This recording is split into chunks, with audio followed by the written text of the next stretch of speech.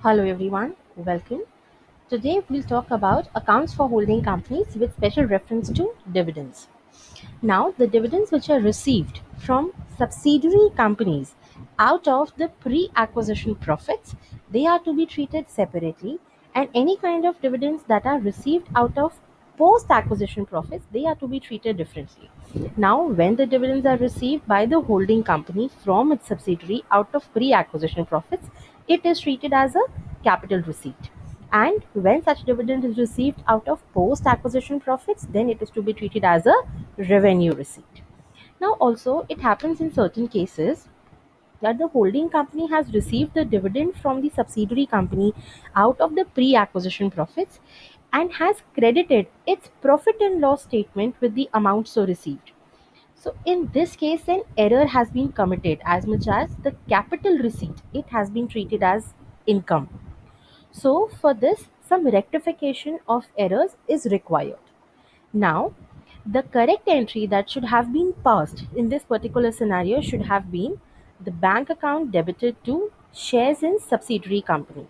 But by mistake, the wrong entry that has been passed is bank account debited to statement of profit and loss account.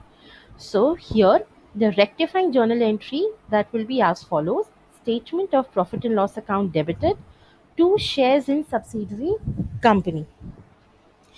Now, basically, the effect on the holding company's balance sheet will be that the credit balance of profit and loss account and the debit balance of shares in the subsidiary company, it will be decreased by the same amount.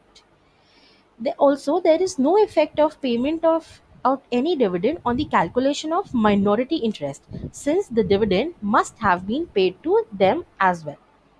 Now let's talk about that how the interim dividend will be treated. Interim dividend that has been received from any subsidiary company. Now, when it is relating to pre acquisition profits, in such a case, such interim dividend should be deducted from the pre acquisition profits.